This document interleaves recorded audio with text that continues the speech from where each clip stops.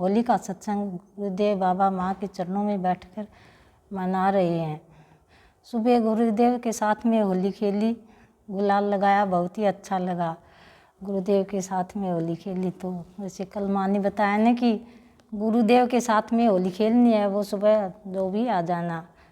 तो गुरुदेव के साथ में होली खेलने का आनंद ही कुछ और था। जैसे ब्रज में बरसाना में गोपियाँ होली खेली थी कृष्ण भगवान के साथ में, आज गुरुदेव कलयुग में हमारे लिए आए हैं गुरुदेव का रूप लेकर, तो आत्मा रूपी गोपियों के साथ में होली खेलने के लिए गुरुदेव के साथ में होली खेली, बहुत ही अच्छा लगा। जैसे कल बताया था शंका को जलाओ प्रसन्न रहो, तो हमें होली के अंदर शंका जला के गुरुदेव के साथ में होली मनाई। आज गुरुदेव के साथ में होली मनाकर हम बच्चों का सुबह बताया माँ ने कि शाम को गुरुदेव के प्यार की भांग जिसको पीनी है वो आ जाना। तो मैंने एक आत्मा आई थी तो मैंने कहा कि गुरुदेव की भांग नहीं पीनी क्या? तो आज तो मैं नहीं जाऊंगी, जो भी भांग पीनी है जिसको आ जाओ। वो माँ ने तो यही कहा था कि भांग पीनी है वो आ जाना।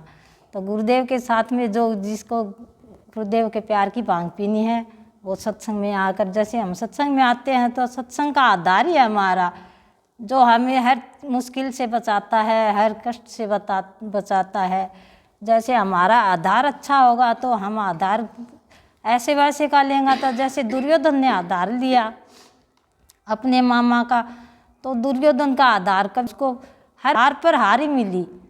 तो जैसे पांडवों ने आधार लिया कृष्ण भगवान का, तो उनकी हर बार उन्होंने परेशान किया लेकिन जीत हर बारी पांडवों की हुई।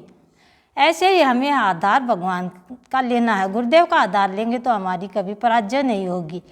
माँ बताते हैं नहीं कष्ट तो आएंगे लेकिन कष्ट वो हमारी साइड से निकल जाएंगे, लेकिन हमें परेशान नहीं करेंगे। जैसे प्रहलाद को कितना सताया गया उसके पिता ने, तो प्रहलाद ने आधार किसका लिया? भगवान का, नारायण का लिया था आधार। तो प्रहलाद को कष्ट कितना आए लेकिन प्रहलाद को लगा नहीं, क्योंकि प्रहलाद ने आधार मजबूत लिया था। ऐसे ही हमें आधार मजबूत लेना है। गुरुदेव का आधार लेंगे तो हमें कष्ट आएगा लेकिन वो कष्ट हमारे साइड से निकल जाएगा, हमें छू भी नहीं सकेगा, कष्ट आएगा।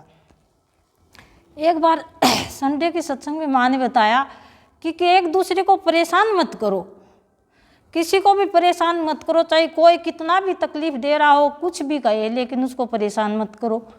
फिर कहा कि गुरुदेव उसको छोड़ेंगे नहीं। फिर मेरे मन में प्रश्न उठा, ये क्या है गुरुदेव? एक तरफ तो आप कहते हो परेशान मत करो, चाहे कोई कुछ भी कर रहा हो उसको परेशान मत करो, फिर कह रहे हैं गुरुदेव उसको सजा जरूर देंगे। तो गुरुदेव ये क्या है, आप सजा भी देते हो और किसी से परेशान भी नहीं होने देते हो। तो गुरुदेव ने क्या कहा कि जब तुम्हें गर्मी लगती है तो पंखा चलाते हो तो तुम्हें तो ऑफ ही करना पड़ता है, बटन को ऑन करना पड़ता है बटन, तो पंखा तो अपने आप ही चलता है।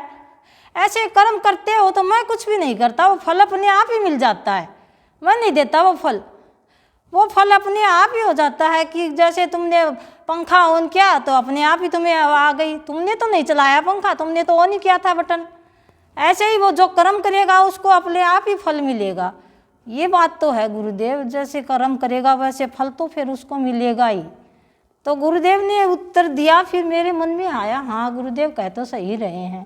जिस जीवन रूपी गाड़ी का ड्राइवर सतगुरु है, उस गाड़ी को फिर डर किस चीज़ का है? तो हम सत्संग में आते हैं तो हमारा गुरुदेव सबसे पहले डर ही तो निकालते हैं।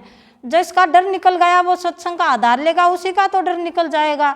हम सत्संग में दोनों टाइम आते हैं तो गुरुदेव की बातें सुनते हैं, हृदय में धारण करते हैं। गुरुदेव यही तो चाहते हैं। गुरुदेव कहते हैं कि मेरी बातें सुनो, हृदय में धारण करो। ऐसे नहीं कि सुनो और निकाल दो उन बातों को।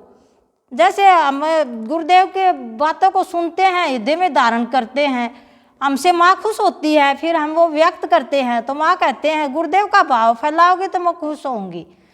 तो ऐसे गुरुदेव हैं, गुरुदेव कह रहे हैं कि जो मेरा भाव दिल से ग्रहण करेगा फिर मैं खुश होऊंगा। तो गुरुदेव की बातों को हमें हृदय में धारण करना है, हृदय में धारण करके हमें वैसा बनना है। गुरुदेव कह रहे हैं तो उन बातों के मुताबिक फिर अपना जीवन बनाओ, उन बातों के अनुसार जीवन बनाओगे तो फिर तुम्हारा जीवन में कोई बाधा नहीं आएगी। जो बाधा आएगी उस बाधा को मैं राधा बना दूंगा, फिर तुम्हें कोई कष्ट नहीं होगा। तो हम सत्संग का आधार ले तो हमें ऐसे का आधार ले कि हमें फिर इधर उधर जाना ही ना पड़े। हम जैसे संसार में थे पहले, तो आज उसके वहाँ चले गए, आज उसके वहाँ चले गए, पर ऐसे हमारा ये रहता था। होली का त्यौहार भी ऐसे ही हम करते थे कि रंग रंगीली होली देखते थे, ऐसे रंगों से भरी खेलते थे, देखते थे। लेकिन सत्संग में आए तो पता चला कि हाँ, ये रंग भावन होली तो ये है, रंग बिरंगे हमारा जीवन बना रहे हैं गुरुदेव। तो हमारा रंगीला जीवन बना दिया गुरुदेव ने, तो हम बाहर की होली का अब क्या करना है। हमें तो भगवान की होली, प्यार की होली देखनी है, भगवान के साथ में होली खेलनी है, हमारे जीवन को रंग रंगीला बनाना है। सत्संग में आकर ये देखा, सत्संग में आकर ये जाना। आज मैं आ रही थी तो जैसे मेरी देवरानी है एक, आती तो नहीं थी वो, लेकिन आज आई तो कह रहे आज भी जा रहे हो क्या? हम हाँ। बोले आज तो छुट्टी होनी चाहिए, बच्चों की तो छुट्टी होती है ना, वो स्कूल की छुट्टी है, ये अलग छुट्टी है, हमारे जीवन की शिक्षा है। यहाँ पर हम छुट्टी नहीं लेते, छुट्टी लेने से हमारा ही नुकसान है। स्कूल में बच्चा छुट्टी लेगा तो उसकी तो एक एब्सेंट हो जाएगी, लेकिन हमारा ये जीवन का नुकसान हो जाएगा। फिर हमें आज के दिन छुट्टी नहीं लेनी है। गुरुदेव कह रहे हैं कि जो मेरे यहाँ आकर पूरी हाजिरी लगाएगा गुरुदेव, तो उसका दिल देखते हैं कि ये संसार में जा रहा है कि ये मेरे पास आ रहा है। तो गुरुदेव का हम दिल से भाव को ग्रहण करेंगे, गुरुदेव का भाव फैलाएंगे, तो फिर गुरुदेव हमसे स्वतः ही प्रसन्न होंगे। हरि ओम।